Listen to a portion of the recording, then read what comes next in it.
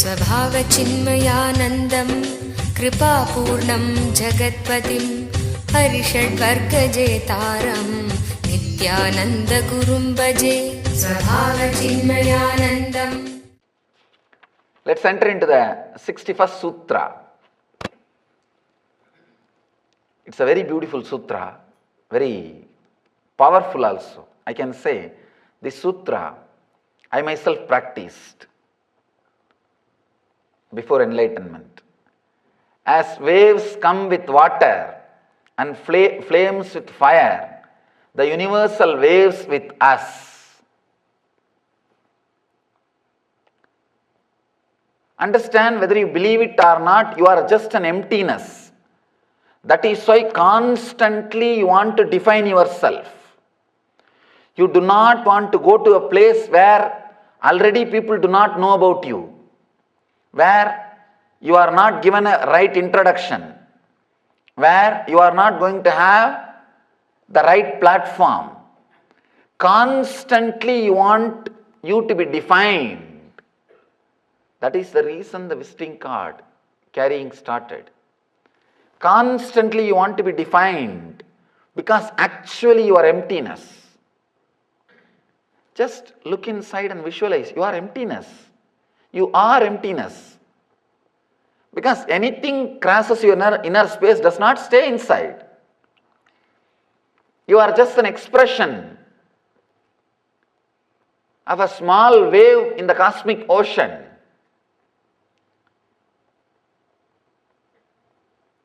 It brought a tremendous healing in me when I was suffering mentally for not having enlightenment. Actually, this one sutra brought a tremendous healing in me. You see, just like a flame comes out of the fire, just like the wave comes out of the water, because you think wave looks like something separate from the water. Otherwise, when it rises, when it is in the peak or when it falls, at all three moments, it is directly connected to ocean. It is ocean. It is the cosmos. Whether it is starting or going up or falling down, it is nothing but ocean. At no point you can say wave is away from ocean. Whether you are starting your spiritual practice, or you are at the peak of the spiritual practice, or you became enlightened, you are enlightened, you are cosmos. You may be thinking, no, I have too much of disturbance, too many things. Shiva says beautifully, as waves come with water and flames with fire, the universal waves with us. This understanding can bring a tremendous inner healing in you. It can just bring you tremendous inner healing. You are just a wave, even if you are fighting with the ocean. You are just a wave, even if you want to separate from the ocean. You are just a wave, even if you are not agreeing that you are wave. Whether you are rising or in the peak or falling, you are connected to ocean. Shiva says, remember this. The moment you remember this, you will realize you are shunya, means you are emptiness. From the emptiness, something is rising. To tell you honestly, the whole thing, it's an illogical raising. There is no logic why you should have more money, why you should have more health, why you should have less health, why you should have less money. There is no logic. We can bring some logic to just to give you little consolation. When people come and ask me about the life or money, why they have this, why they don't have that, why me, all I can do is just create some words so they are feeling little consoled or relieved or healed for that moment. But I know for sure it is not ultimate truth, including the theory of karma is only a hypothesis which has no solid support. Maybe a relative reality. I can say not existential reality, relative reality. You say, why he is having more money and I am having less health? There is no more or less, relative, because there is no definition which is more and which is less. There is no clear-cut frame, there is no definition. Relative reality. If the whole world is made to stand based on their health and wealth, surely all of us will be in the middle, neither in this extreme nor in that extreme. All of us will be somewhere in the middle. So it is just a comparison, comparative reality, not the actual existential reality. Dharma is comparative reality, moksha is ultimate reality. Sunyatva or Purnatva is the ultimate reality. Anything else, prarabdha karma, agamya karma, sanchita karma, this karma, that karma, anything else is a relative reality. Relatively, it may look real, but not the ultimate reality. Here Mahadeva is giving the ultimate reality. In last sutra, he helped us to work with the relative reality. Now he is giving us the technique for the ultimate reality. A very simple thing. Just understand, whatever is haunting your inner space, you are emptiness. You are just emptiness. The very idea you are emptiness will take away your seriousness about everything, about the whole life. So much of inner healing can happen in you. So much of restful awareness can raise in you. The moment you understand, you are just one more wave. Millions of waves raise. Billions of waves raise and they just relax. If the wave starts thinking, no, I should go to an enlightened wave and get enlightened. Even you are trying to reach an enlightened wave, by the time you will disappear into enlightenment.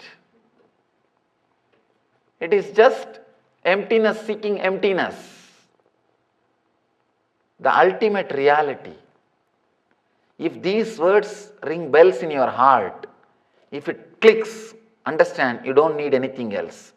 Because this uncompromising ultimate reality, these two lines, as waves come with water and flames with fire, the universal waves with us. Apply this understanding in every step. Every step, apply this understanding. Just realize you are an indefinable emptiness. Just see in your heart, you are empty. This body is emptiness. There is nothing. Whatever you define as your name, as your personality, as your being, your address, social security number, identity, all these things are just infrastructural need to run the society. Actually, you are empty.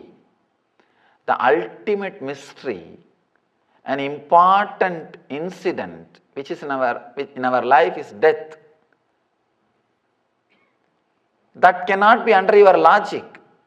When that important things like a death and life is not under your logic's control, then what is the use of your logic or the identity which you created with your logic? With your logic, you created your identity, your idea. What is the use when that cannot solve the mystery of the main important things like a life and death? Nothing. Understand, you are a pure emptiness. a simple, pure emptiness. The understanding, your simple, pure emptiness, like a wave rising from the ocean and relaxing into the ocean, you will see so much of healing is brought into yourself. So much of settlement happens in yourself. The wave is part of the ocean even when it thinks it is away from the ocean. Even when you think you are away from it, you are part of it. Remember strongly, you are wave. Nothing but a wave. You just raise in some direction, in some way. There is no logic about your height, your volume, the way in which you will bend, the degree in which you will fall, and finally where you will meet. No. There is no logic. Sometime foolish waves suddenly starts thinking, the moment it started raising, maybe for a few seconds it thinks, it knows it is connected to the ocean. If the height is little tall as you grow, maybe after 10 years or 12 years, you start thinking, no, you are away from the ocean. And you start collecting the small pebbles and the sand which is in the seashore as a property. How the wave collects all that water, all the mud inside the wave, inside the water.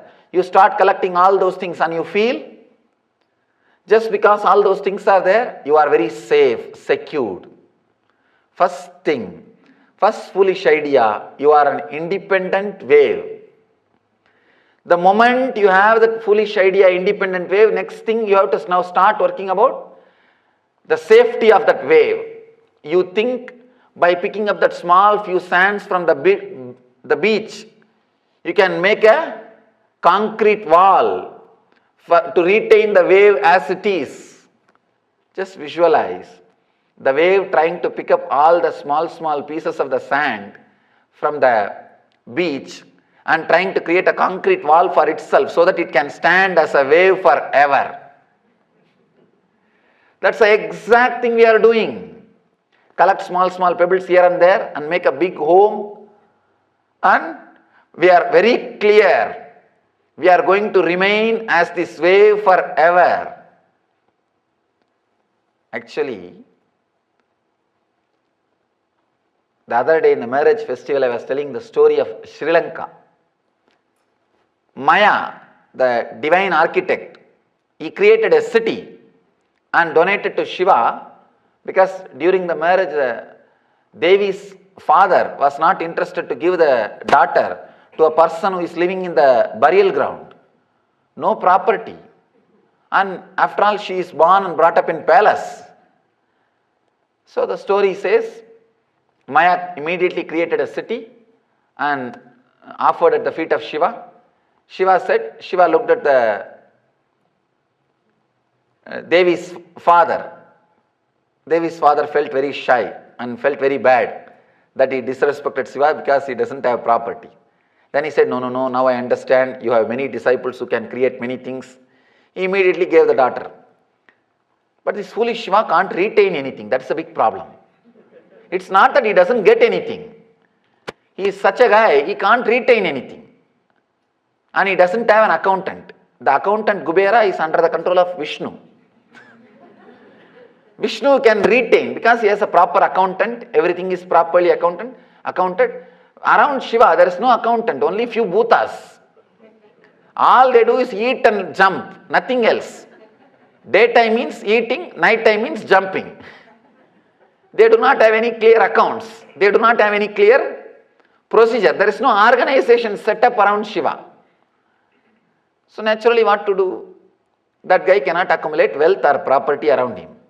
So when the disciples or all the devotees came and started taking blessings after the marriage, everybody came and touched the feet and took the blessings. Shiva asked, what do you want, and started distributing.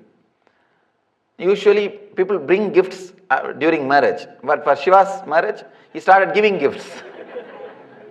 And Ravana came and touched the feet. Ravana is a great devotee. He is a singer for Shiva. He used to play beautifully on Veena and chant for Shiva. So Shiva asked, what do you want? This guy said, I want this city. It looks so beautiful. Shiva said, all right, take it. He gave the city. That city is the Sri Lanka. Sri Lanka is the whole thing is that city. He took it. After that, Vyasa comes and Vyasa asks something. Shiva blesses him also. When actually what Vyasa asked, he asked for a small hut. And according to the tradition, Vyasa's life is 100 times more than any other human beings, like a Ravana or human beings or Rakshasa or anything. Vyasa comes out and Ravana asks, what is this? You asked for a small hut. You could have asked for something big. Vyasa says very beautifully, after all I am going to stay a few years here. Why unnecessarily waste time in building house and city and all these things? Vyasa's life is supposed to be 10 times more than Ravana's. Understand, Vyasa's life is 10 times more than Ravana's. But he says, after all I am going to be here only few years. Why waste time in building house and city and all those things and wasting time? Let me enjoy. Understand? Because Vyasa knows he is a wave. He is not separate. He is not away. But Ravana thinks he can collect all the sand from the ocean and build a big wall and collect all the nice shining pebbles and put it in the bank and feel he is insured. He is safe. Without understanding the reality, the more sand you collect, the more quickly you are going to fall. Because heavy, weight, naturally, more quickly you are going to fall. Understand, just like a wave trying to collect small sand pieces and create a big dam for itself so that it can stand as a wave forever. We are also trying to play all our security game. It is okay, do the security game as long as you are feeling, you are thinking, but inside the inner space, understand very clearly.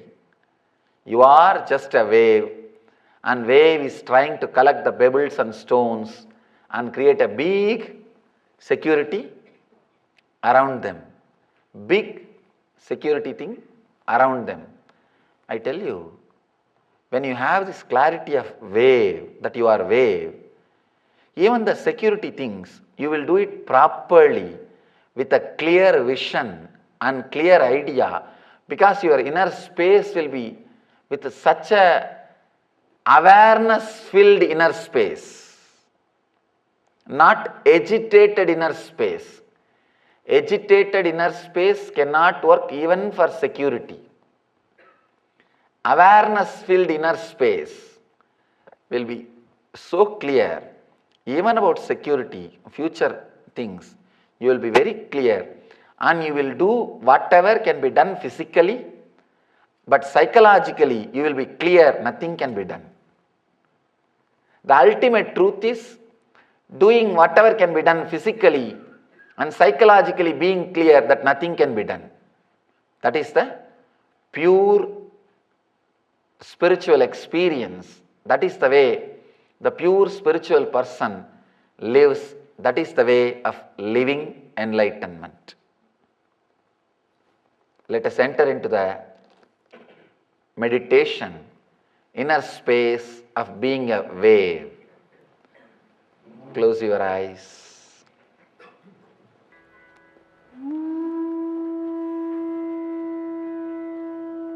Just for a few moments, remember, you are an emptiness. Whatever you think as you is useless, nothing. You are just emptiness.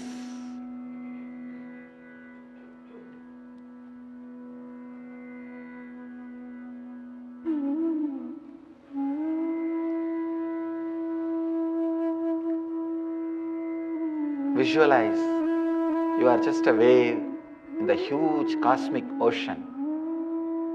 Visualize the whole world as an ocean and you are just one wave. Every time you rise and fall is one life and death. Thousands of times you are rising and falling in different parts of that cosmic ocean at different times, in different size, in different ways.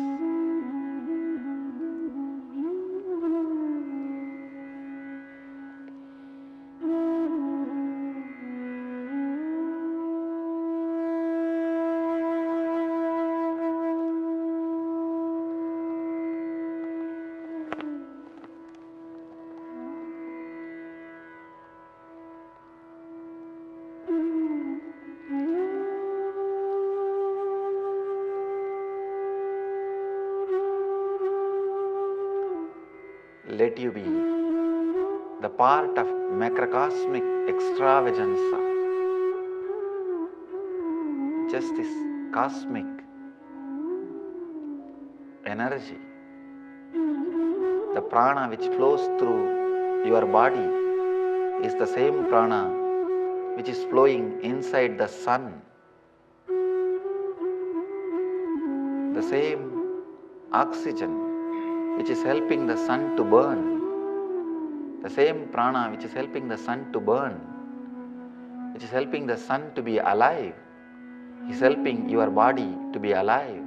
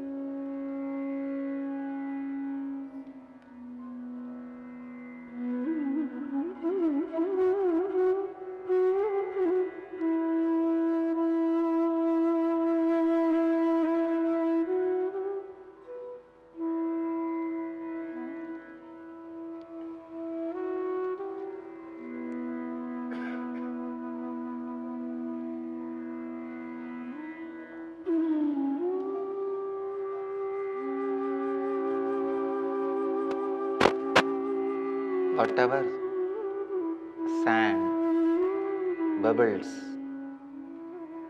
impurities you might have collected, but still you are ocean. You are part of the ocean. You can never be a separate wave.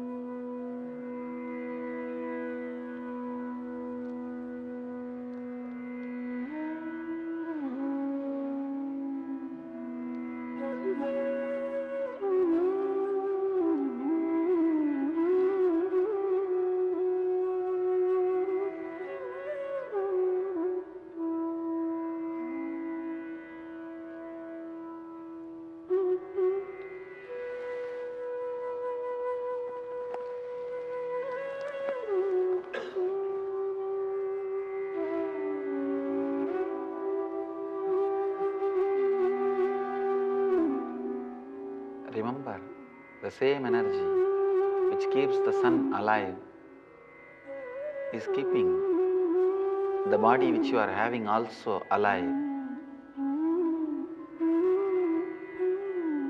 You are just aware from the ocean. Rest deeply in the inner peace with this clarity. You are wave in the cosmic ocean, in the causeless auspiciousness.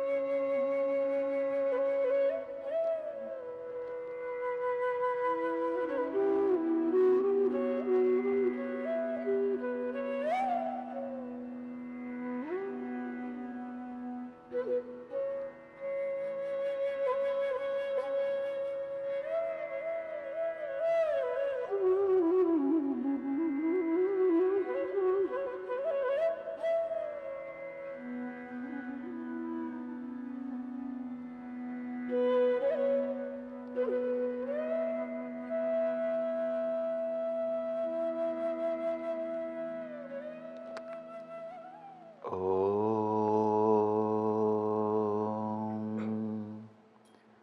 Shanti Shanti Shanti. Relax.